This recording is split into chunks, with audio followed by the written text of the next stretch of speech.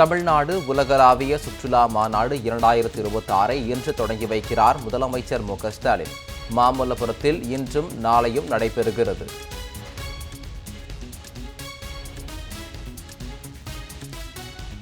குடியரசுத் தலைவர் உரை மீதான விவாதம் நாடாளுமன்றத்தில் இன்று தொடக்கம். ஆளுநர்களின் அத்துமீறல்கள் குறித்து பிரச்சினை எழுப்ப எதிர்க்கட்சிகள் திட்டம்.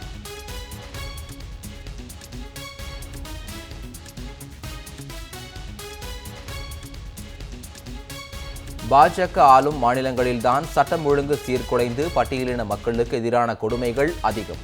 இந்திய கம்யூனிஸ்ட் கட்சி நூற்றாண்டு விழாவில் முதலமைச்சர் மு.க.ஸ்டாலின் குற்றச்சாட்டு. பாஜகவின் கிளை கட்சியாகவே அதிமுக மாறிவிட்டதாகவும் கடும் விமர்சனம்.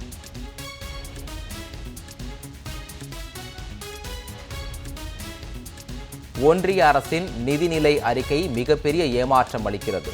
தமிழ்நாட்டிற்கு புதிய திட்டங்கள் எதுவும் இல்லை என முதலமைச்சர் மு.க.ஸ்டாலின் குற்றச்சாட்டு.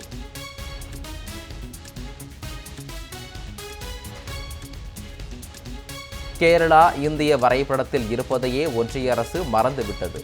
ஒன்றிய பட்ஜெட்டில் திட்டமிட்டு புறக்கணித்திருப்பதாக கேரள முதலமைச்சர் பினராயி விஜயன் விமர்சனம்.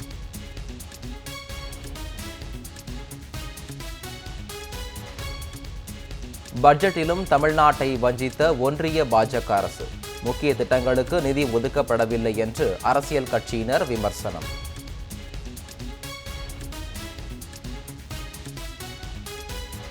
எஸ்ஐஆர் முறைகேடுகளுக்கு எதிராக உச்சநீதிமன்றத்தில் மம்தா பானர்ஜி மனு தாக்கல். புதிய விதிகளை கொண்டு வந்து மேற்கு வங்கத்தில் அதிகப்படியான வாக்காளர்கள் நீக்கப்படுவதாக குற்றச்சாட்டு.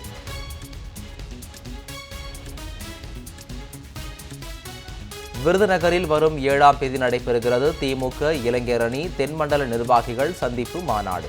திமுக தலைவர் முதலமைச்சர் மு.க.ஸ்டாலினுடன் அழைப்புதலை வழங்கினார் இளைஞரணி செயலாளர் உதயநிதி ஸ்டாலின்.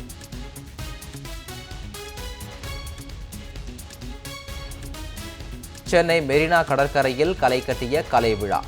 ரஷ்ய நாட்டுப்புற கலைகள் மற்றும் தமிழ்நாடு கிராமிய கலைகளை கண்டு ரசித்த மக்கள்.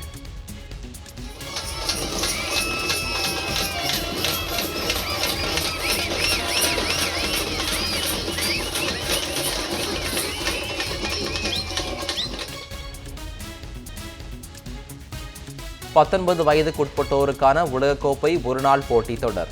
பாகிஸ்தானை 58 ரன்கள் வித்தியாசத்தில் வீழ்த்தி அரையிறுதிக்குள் நுழைந்தது இந்திய அணி.